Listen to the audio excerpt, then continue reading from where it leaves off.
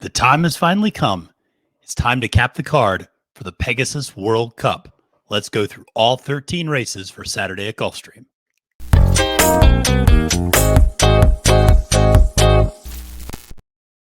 Salutations and welcome, friends. I'm your host to this episode of Capping the Card. My name is Matthew DeSantis. You can find me on Twitter at the handle @FailedToMenace. Just a quick reminder before we get into things, make sure to subscribe to Trust the Profits. Make sure to like this video and let us know in the comments below who you think is going to win Pegasus World Cup and who you like on some of the undercard races as well, because there's great value to be found throughout the card. Speaking of throughout the card, that's what this show is all about. We're going to be going race 1 through 13. All 13 races, I'm going to give you my top pick. I'm going to give you my top value plan. Let me tell you something. We got a lot of value on this card for Pegasus Day. I'm excited about it. Last year, if you remember, they said it wasn't Gulfstream. They said it was Chalkstream last year. And it absolutely was. And it's because there was a very high caliber of horse there last year with horses like Life is Good, with horses like Colonel Liam. There were big-time horses running, even in those undercard races. This year, it's wide open. Don't expect chalk. Just because last year was chalky, don't expect it to be like that this year. The dominant horses are not there. What you have is a slew of very good horses, competitive fields, big fields, opportunities to make money. Okay, so we're going to run through all 13 races. I'm going to try to keep this to about 35, 40 minutes. We'll see. I don't want to start trying to set, I don't want to sound like an auctioneer in terms of just, rattling through races, but I'm going to try to give you my best top pick and my value play for all 13. So let's dive right in and let's go to race 1, which is a $25,000 optional claimer, which is a mile on the turf for 4-year-old fillies. And this is quite an interesting race. And I say that because everyone in this race seems like they are coming back from a layoff. The number 2 horse is coming back from a 13-month layoff. The number 3 horse is actually not. The number 4 horse is coming off a layoff. The 5 horse is coming off a layoff. The 6 horse is coming off a layoff. The 7 horse is coming off a layoff. The 8 horse is coming off a layoff. The 9 horse is coming off a layoff. The 10 horse is coming off the layoff. The 11 horse is coming off a layoff. And yes, that's right. The 12 horse is coming off a layoff. The entire field is practically coming off a layoff. Some of them are just a month or two. Some, though, are 6 or 8 months. Some are 13 months. So in this race, where did I end up going? I went to the number 3 horse, Watch It. One of the few horses in this field not coming off the layoff. Because here's the thing. It's always tricky to understand trainer intent when you have these horses coming back from a layoff. And a lot of these horses had been running at a higher level, and this is a soft landing spot for them. Now, is this just a leg stretcher? Is this just something to make them feel good and get them back out there and reevaluate where they're at? Are they really trying to win this race, etc.? So therefore, like I said, I ended up on the Watch It, the number 3 horse, 4-1 on the morning line for Todd Pletcher and Louis Saez. This is a horse that, like I said, is second back from the layoff, broke her maiden, I should say, last time out, is a 5-year-old mare, has only run in 3 races. Here's the thing, though. All 3 of her races have gotten taken off the turf and run on the Tapeta. This is a horse that is absolutely bred. Dam is out of Galileo, or Dam is from Galileo, I should say. And this is an absolutely turf-bred horse. So we're finally going to get this horse on turf. Todd Pletcher, Louis Saez, winning connections down at Gulfstream Park. That's my top pick. My value play is the number 5 horse, one of the many coming off of a layoff, no doubt about it. But this is a really classy filly. I like this filly a lot. She showed a lot of talent last year against really good fields, ran against fillies like My Philly Twirl, Love Her Lots, Dulce Zell, Consumer Spending, Pizza Bianca. And she ran against some nice fields there and was running kind of that Gulfstream Tampa Aqueduct circuit last year for Shug McGahee. Interestingly enough, we always talk about how Shug likes to let them run into shape. Interestingly, though, coming off this long of a layoff, she's not run since April of 2022. Coming off a 180-day plus layoff, 26% winning for Shug McGahee. Like I said, this is a filly that I just think has a lot of class, has run against probably better fields than what most of this caliber of horse has done to this point. So I'm going to go that direction. The favorite in this race is Breaker. It changed the number 2 horse. That horse is the one coming off the 13.5-month layoff. I just have a hard time trusting that for George Weaver and Irad Ortiz. So like I said, 3-5 in the first race. Let's go to race 2, which is the only maiden special weight race. And this is an $84,000 maiden special weight going 7 furlongs on the dirt for 3-year-olds. And my top pick here is going to the outside and looking at the number 8, Bourbon Resolve. I feel like this is a very open race. You could go a lot of different directions, but this horse is a little bit of a price, and I like this horse a lot. 6-1 on the morning line. Ran 4th last time out and got really sucked up into some pretty hot pace up front, especially for a first-time horse. 22:45 opening quarter and half. And it was probably, like I said, then faded late, just sucked up into a little too much speed, was caught 5 wide. I don't think that's going to happen this time. It keeps Tyler Gaffleone aboard. And I just really think this is a horse that had some trouble last time out as well.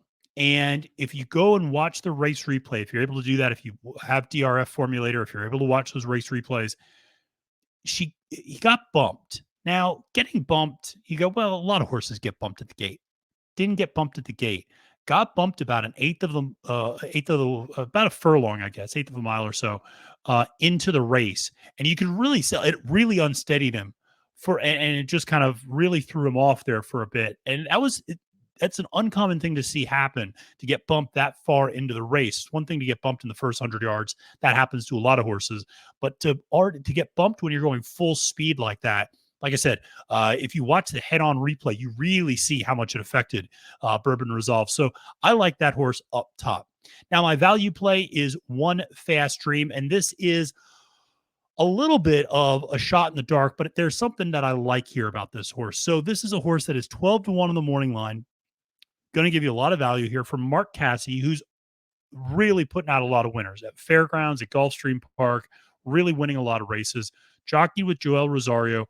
Rosario started off very slow at Gulfstream Park, has been winning a little bit more regularly lately, taking that winning percentage from around 6% up to 10%. So we're moving in the right direction with Rosario.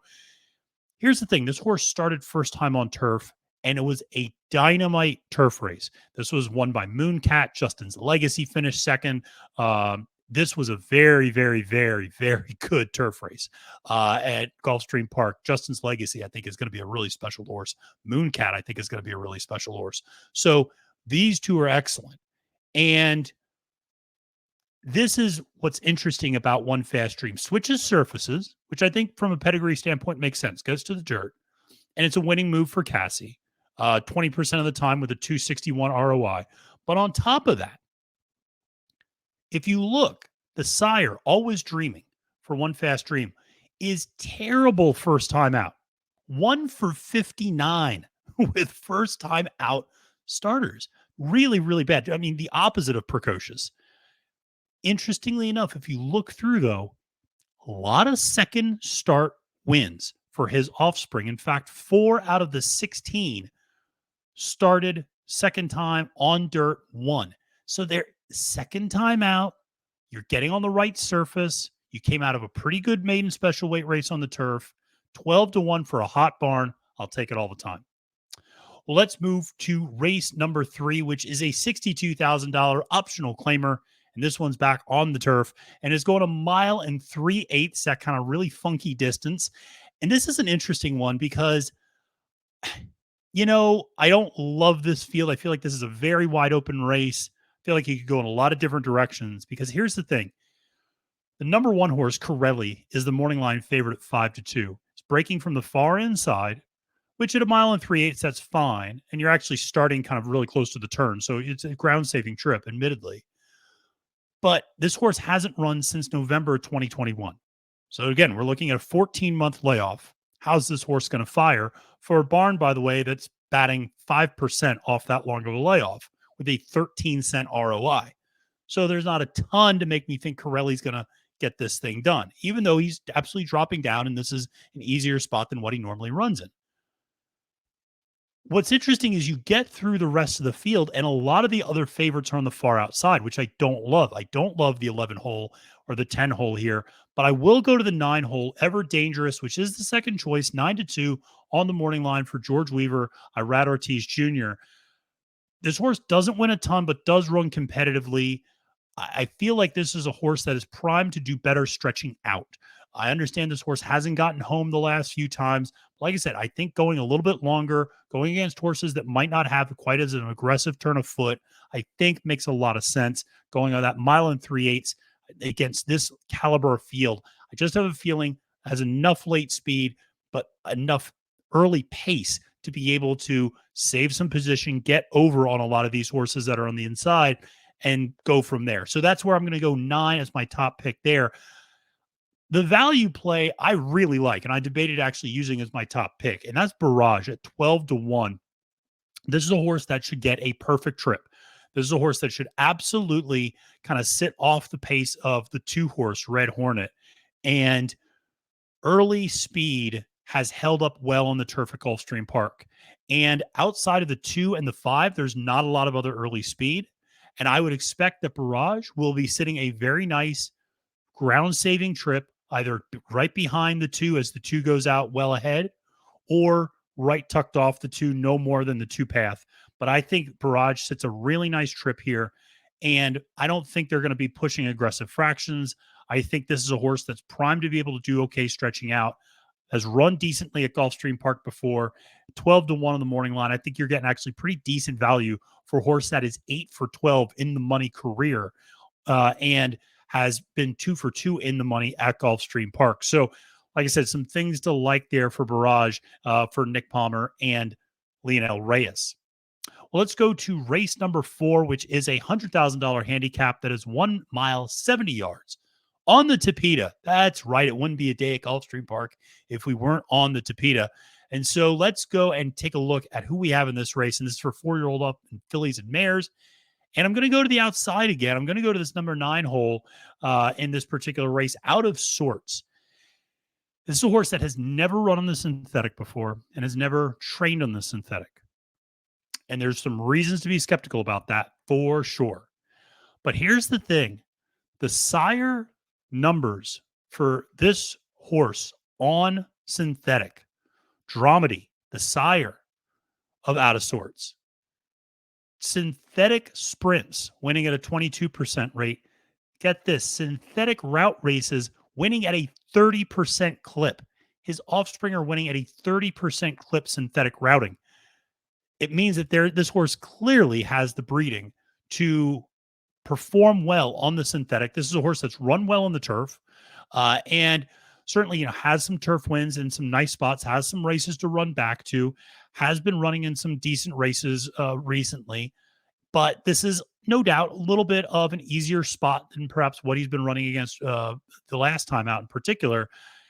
And what's interesting is DRF has just recently started giving Tomlinson scores to synthetic surfaces. And if you've ever seen a DRF, you'll know the little number in parentheses next to dirt, turf, wet sort of thing. Well, they're now giving synthetic numbers. This horse has the highest synthetic number in the field. So I'm going to go with the number 9 horse there from a standpoint of my top pick. My value play, though, really like Mose. This is a horse I like quite a bit. Actually, the number 7. I know I have here number 6, but it's the number 7 horse, Mose, for Bill Mott. Jose Ortiz aboard on the ride. This horse, no doubt, took forever to break her maiden. But if you notice, this horse ran twice on the synthetic back at Gulfstream Park, and races that were supposed to be on turf and were taken off turf, recorded 2 of her best Beyer speed figures on the synthetic. Will be sitting a mid-pack trip, which is perfect, absolutely perfect for the Tapeta. You don't want to be a deep closer. You don't want to be a front runner. You like to sit those mid-pack trips on the Tapeta. I think this is a horse that, even though she took forever to break her maiden, get this, 9 for 10 in the money, and broke her maiden, immediately stepped up to another class, optional claimer 25, and finished second in that race. So, stepped up in class and showed the ability to finish underneath at the very least. Mose 6-1 for Bill Mott. I might even put a couple bucks on this horse to win. It gives you a little bit of value, and like I said, there's some synthetic form in this horse's past performances. Well, let's go to the fifth race on the card, which is a $25,000 optional claimer, 1 mile on the turf, and this one is a really interesting race. Again, I really like some of the value plays underneath, but let's start with the top pick, which is the 4 horse for Saffie Joseph Jr. Axthelm, Axthelm, Axthelm. We're going to say Axthelm. And we're going to say that's for Saffie Joseph with Edgar Zayas aboard. This is a horse that's been in really good form, honestly. And if you look, last time out was forced onto the Tapeta. This is a horse that's a turf horse. The 3 previous starts that were on the turf broke its maiden in a $157,000 maiden special weight at Kentucky Downs. Backed it up with a third place by a length to Bay Street Money in a $100,000 allowance race at Keeneland. Backed that up with a third place by less than a length to Balnikoff and Witt at the Grade 3 Byron Station. Now, those are the last 3 efforts this horse has had. Then you go and the horse runs and the Tropicana Derby, which is supposed to be on turf, ends up on the synthetic and finishes 6th. You cross that last race off, there's no way this horse should be 4-1 on the morning line. I'm sorry. So I'm going to take advantage of that morning line all day. This horse may end up getting bet down, but I really like this horse quite a bit. And so the other thing to note here is that some of the other horses that are pretty good journeymen, who's the morning line favorite, another Saffie Joseph horse, is Drew Post 11 on the far outside. Do not like that. However, I do like the number 1 double clutch at 8-1 on the morning line. Why do I like this horse so much? Well, interestingly, this horse was actually in that Byron Station, the Grade 3, last time out, but didn't perform very well. But this is a horse where things make sense. So let's follow me through this story a little bit. Horse goes out, runs its debut, finishes 3rd on the turf, comes back second time out, runs really well, breaks its maiden at Keeneland on the turf, then goes to the Manila Stakes at Belmont off of a layoff and finishes 2nd to Annapolis. All right. Then goes to the Grade 2 Hall of Fame at Saratoga, probably biting off a little bit more than we can chew there. Finishes 5th, fades a little bit late. All right. Then comes and goes to Kentucky Downs. Now, here's the thing. Kentucky Downs, and runs 1 mile and 5/16 at Kentucky Downs and finishes 8th out of 12. All right. Then goes to Keeneland and finishes 8th again. Here's the thing. There's the Kentucky Downs hangover. This horse goes in brand new, much longer distance at Kentucky Downs. That's a course that notoriously takes it out of horses where they don't bounce back right away and, really can wear out their Achilles because of all the up and down undulation that turf course. Comes back. And like I said, probably a little bit more than they can bite off there in terms of another Grade 3 in a tough spot after that Kentucky Downs effort. Now this horse has been on the bench for a while, comes back from the bench, gets Tyler Gaffalione aboard, who I just always have a lot of confidence in that Gulfstream Park turf. This is a much easier spot. You're getting 8-1 on double clutch. Really like this horse a lot. Well, let's go to the first of many graded stakes races. In fact, we have, if I'm not mistaken, 7 graded stakes races on the card. And this is the first one. And we will look at the La Prevoyante, the Grade 3, 1.5 miles on the turf for 4-year-old and up filly and mares. This is one of the, I really debated what to do with this one because I always like to try to find value. But this race really did, in my opinion, come down to the top 2 horses, Adventuring and Personal Best. And I would tell you that if on Saturday, I'm probably going to place a win bet on Personal Best. Adventuring, though, is really hard to get around from being a top pick. This is a horse that is coming off of a layoff, about a 2-month layoff, nothing too dramatic. Had been running it against very good competition, Grade 1 competition. In fact, running against horses like Rougier and Moira up at Woodbine, but running against Delica, running against horses like Family Way, beating horses like Family Way. Okay. Won a Grade 3 going 1 mile and 5/16 at Kentucky Downs. Actually backed that up with a pretty nice effort at the EP Taylor up at Woodbine, where she finished 4th and then finished 3rd in the Grade 3 Cardinal. This is a horse that has a lot of class, can handle the distance. It's coming off a little bit of a layoff for Brad Cox and Joel Rosario. Hard for me to get around adventuring in this field, just consistently performing at a higher level than a lot of the other horses in this field. And so ultimately, I went with adventuring as my top pick. That said, personal best at 7-2, I do feel like is excellent value, even though you go 7-2 is not much value, but I feel like in this field it is. This is a horse, again, was in that Tropicana Oaks that got turned on to the synthetic. It ran a decent race, actually, ran a third by about a length.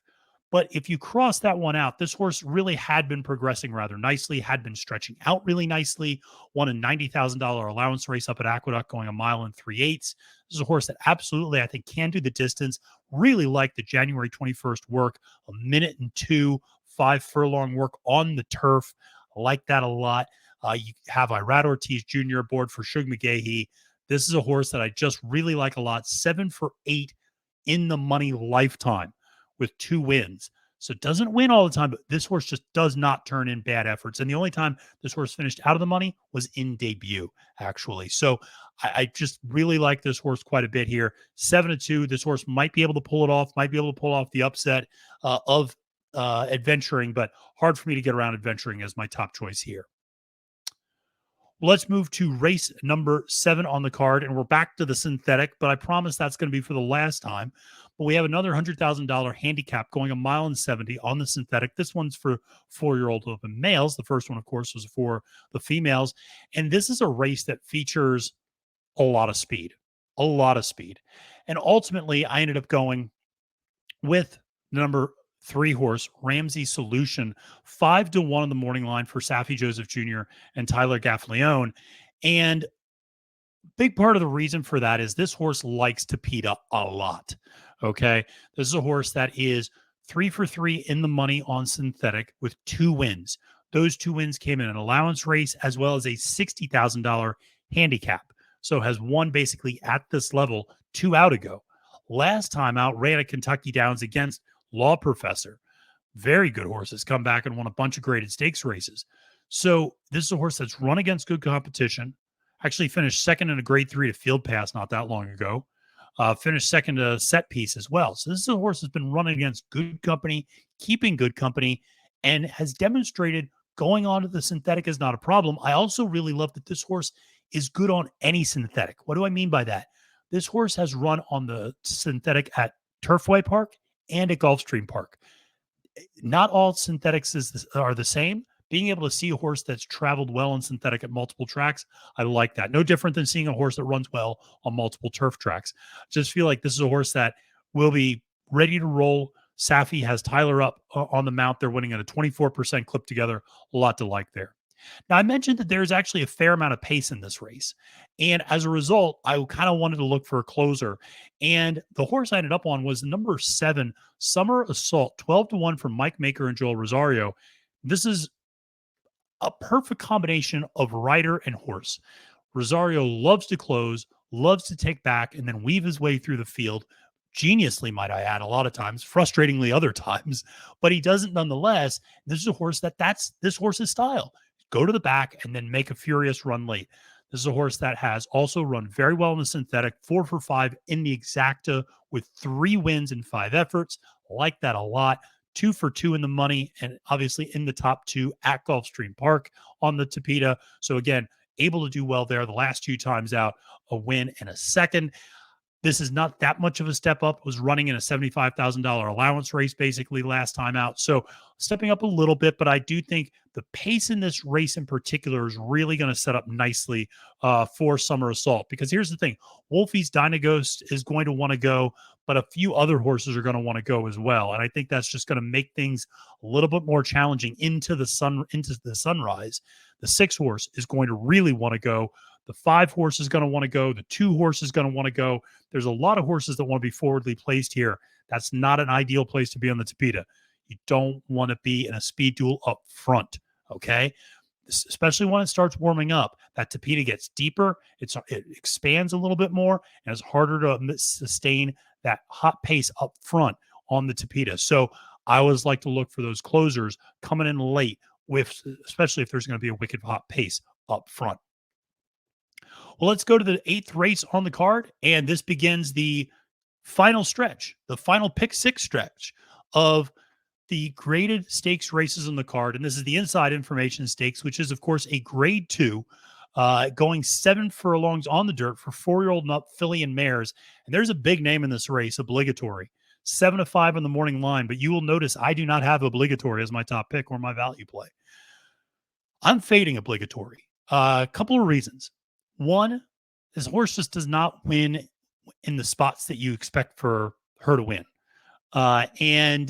She can be very frustrating in that regard. I actually think she's better at a mile, as we saw in the Chaluki last year in 2021. I just also, you have the Breeders' Cup hangover. Ran a decent 5th, but again, Obligatory is also a very pace dependent horse. And there's not going to be a ton of pace in this race. The pace setter is R Audio's Jersey. Now, here's the thing about R Audio's Jersey that we might as well just be upfront about. This was a different horse when he was running, or when she was running, I should say, for Georgina Baxter. Now, why can I say that? Well, I can say that because that horse got popped for illegal substances at the Charlestown Oaks in her career effort and was shortly taken away from Georgina Baxter's barn and has not run nearly as well from a speed standpoint since leaving Georgina Baxter's barn.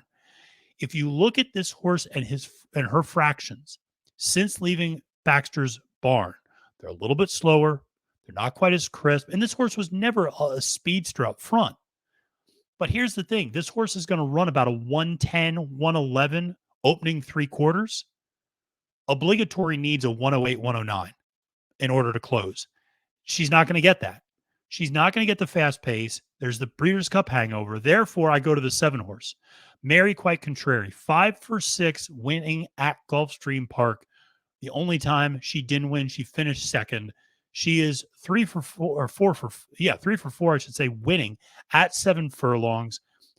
Progressively has gotten better every single time out. Actually looked dynamite last time out after a little bit of a layoff, going a mile, winning the Rampart Stakes over my value play, Colorful Mischief. But Mary Quite Contrary has the versatility, can sit second, third, can also sit 4th, 5th, 6th.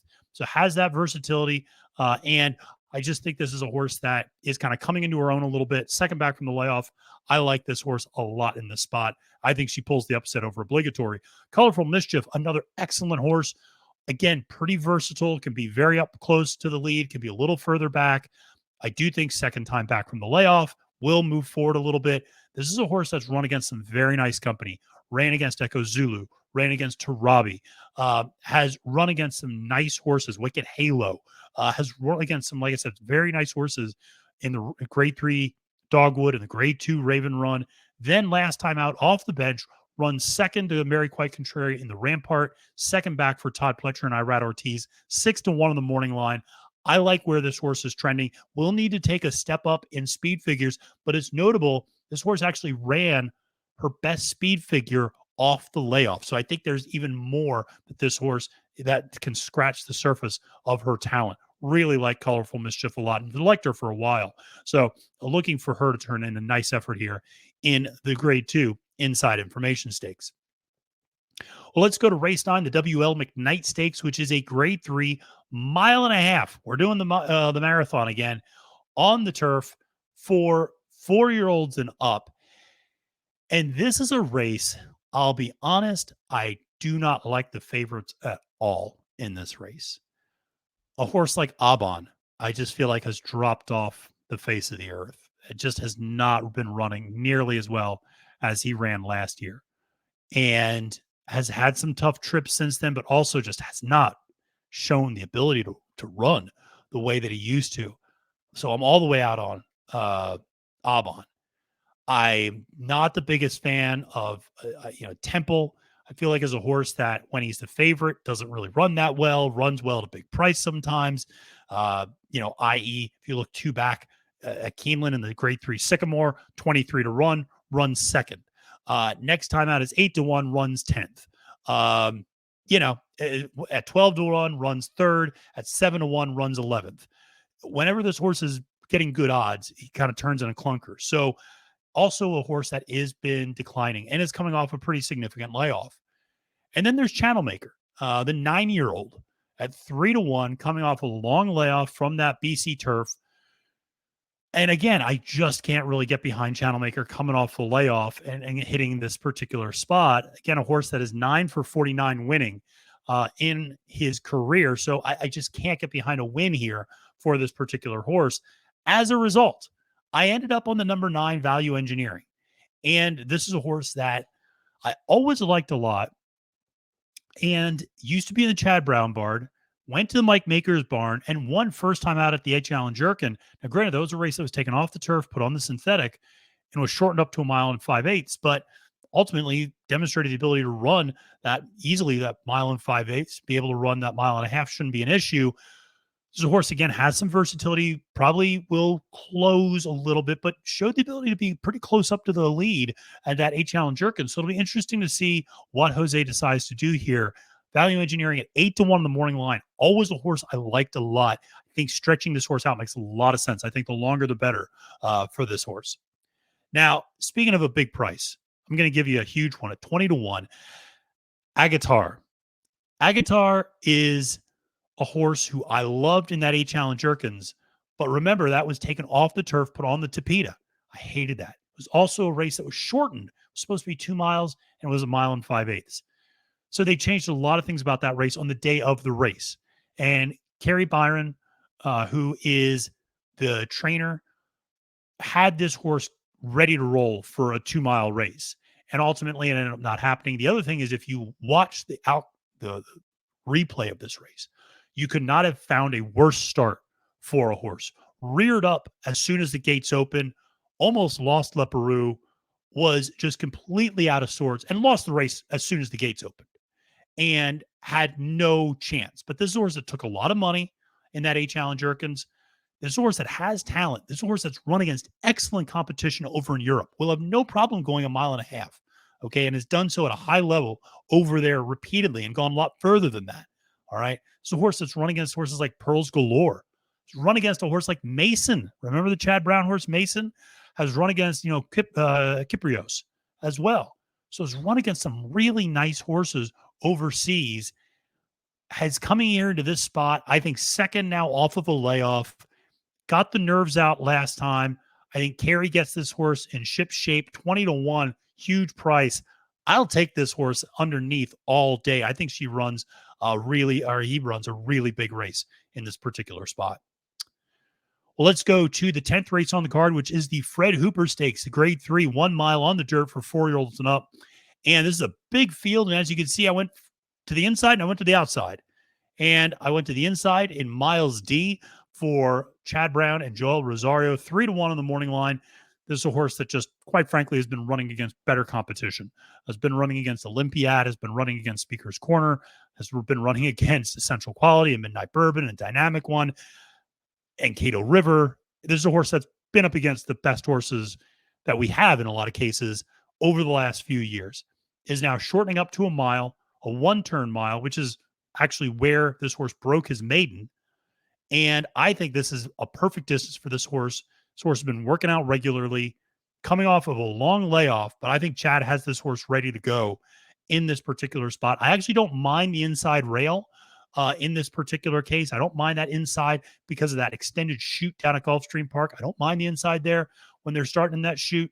And also, this is a really big field. So in some ways, he's going to get a ground-saving trip. Does not need to be in the lead. Doesn't need to be, he can sit mid-pack, and that's okay. That's not the end of the world.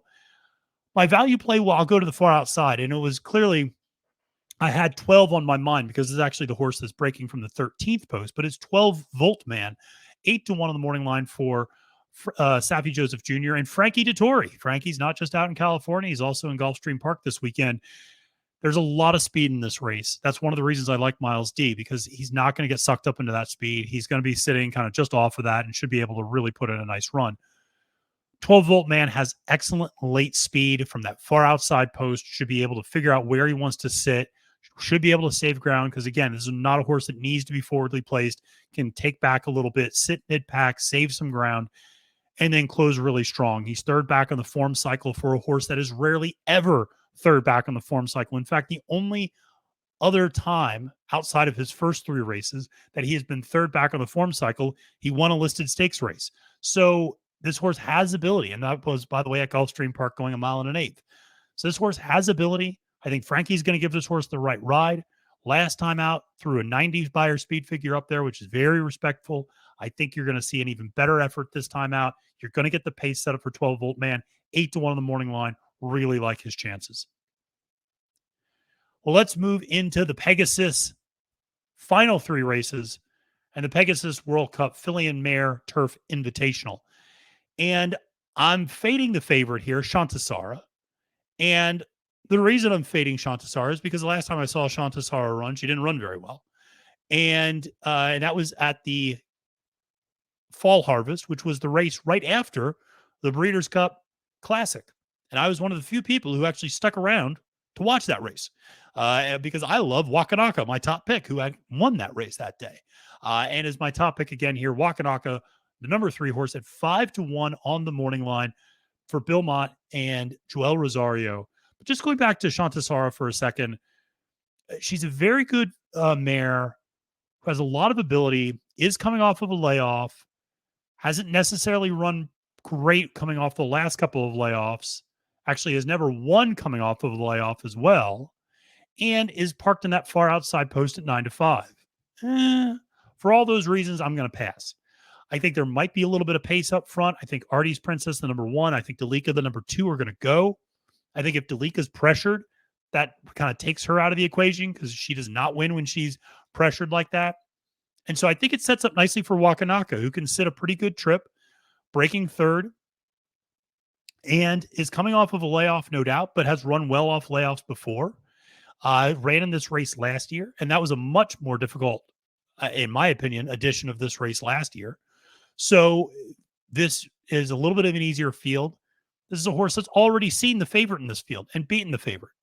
Ran against Modern Games the race before this and Ivar. So, ran against Regal Glory and In Italian. So Wakanaka's run against the very best that's out there. This horse has a great late kick. I just think at 5-1, you're getting really good value for a top pick. Now, in terms of my value play, not much more value, but 6-1 Lady Rockstar. Like this horse a lot for Brendan Walsh and Tyler Gaffleone. I always like that combination, particularly on big days. Maybe I'm just biased because I remember the two of them winning on Santon back on the Kentucky Derby undercard. But those two always seem to hit on a big day. The Walsh barn, not firing at Gulfstream, has been very hot at fairgrounds. So this is a barn that is kind of streaky, has been warming up though a little bit, does have some nice placement underneath, even though he's not been winning a ton. Second back from the layoff for Lady Rockstar, and showed a good burst, I thought, last time out. Went from 6th to 2nd, so showed that kick I thought that she typically has. I like this a lot. This barn, like I said, feels like this is a race that's going to be well-positioned for him, like the last 2 works coming out of that December 31st race at Gulfstream Park.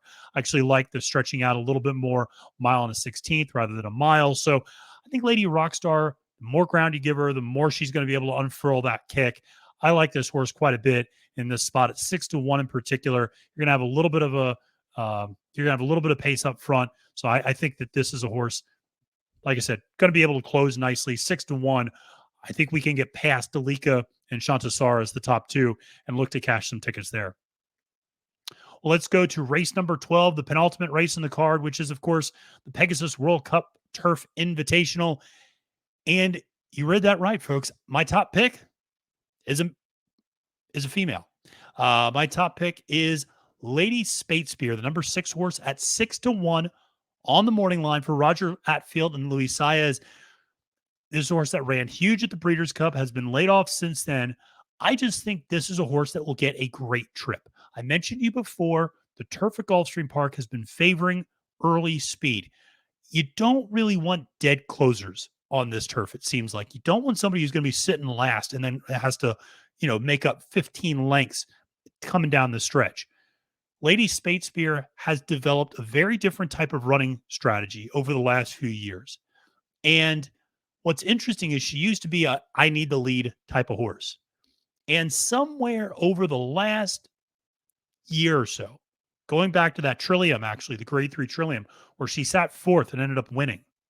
and then sat 5th and 6th and ended up winning the next time out at the Seaway at Woodbine, has shown the ability to sit and then close. And I think she's going to be just off the speed of a Tone, who we're going to talk about in a second. Ran a big race at Keeneland in that Breeders' Cup Filly and Mare Turf. I think she has another big one here. I like the works a lot. The last 2 works were outstanding.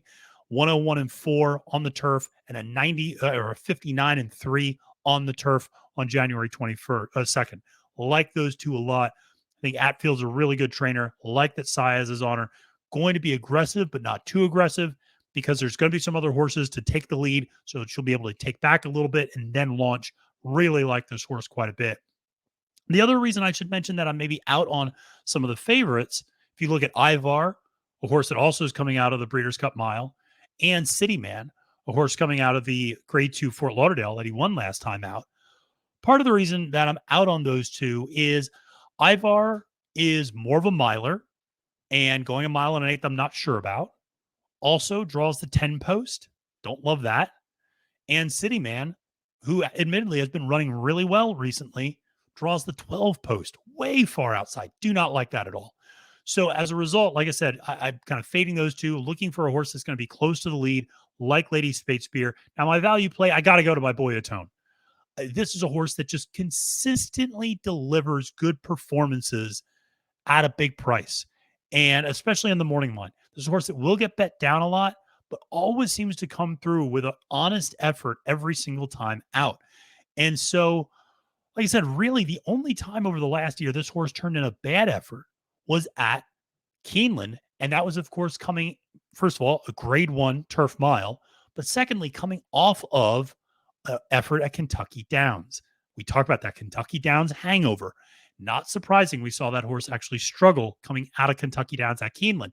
Then next time out, runs a 100 buyer speed figure and wires the field. So Atone is a horse that has versatility, can sit, has a ton of versatility. I mean, tons of choices. This is a horse that can close from almost dead last. This is a horse that can wire the field, stay close to the front, whatever you want to do.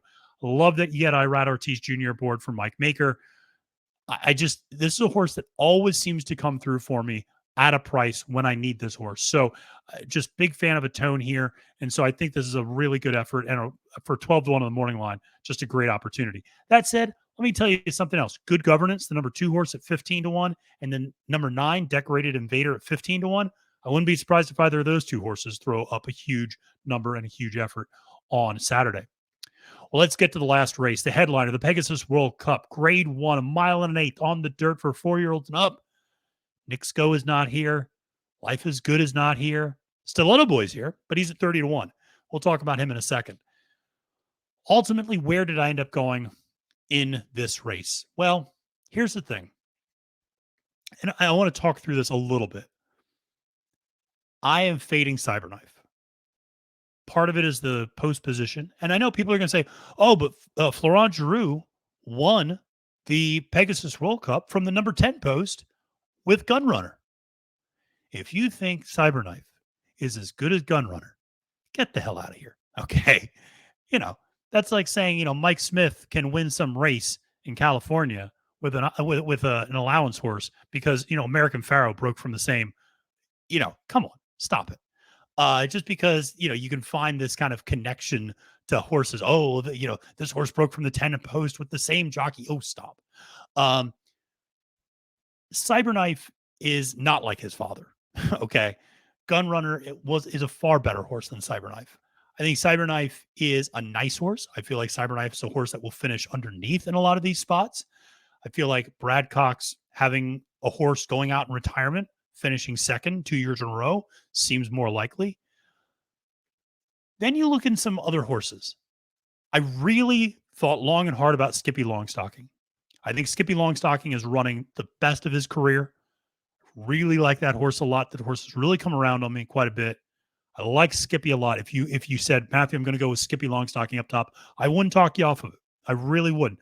My hesitation is Jose, who has been giving some confounding rides occasionally at Gulfstream Park. He's been winning at a decent clip, but not all of those rides have been really great. And I just worry about him in a big spot on Skippy Longstocking. So I'm a little worried about that because it's important to point out Irad was aboard Skippy last time out. Okay. And then hops off to go on my top choice, Defunded. Now, here's the thing about Defunded. Bob Baffert can ship out of California just fine. Okay. He's won this race before. And when he's got a good one, that travels. Defunded, I think, is a horse that has been just kind of tapping into his potential recently. It's a 5-year-old, but only 13 career races. The last 2 times out, 1 at a mile and an eighth in the Awesome Again Stakes Grade 1, 1 at a mile and an eighth in the Grade 3 Native Dancer. Beat Country Grammar, beat Newgrange, beat Azul Coast, beat some decent horses out there. Okay. He also has legitimate speed. And we saw what happened last year with Life is Good. If you have legitimate speed, you can wire the field. Okay. And here's why I'm not worried about riding with Biden. Riding with Biden does not have crazy fast speed. He's got good speed for parks, but we're not in parks anymore. All right. And here's the other thing about speed, front end speed, Art Collector, a horse that I really was interested in early on until I dug into the numbers.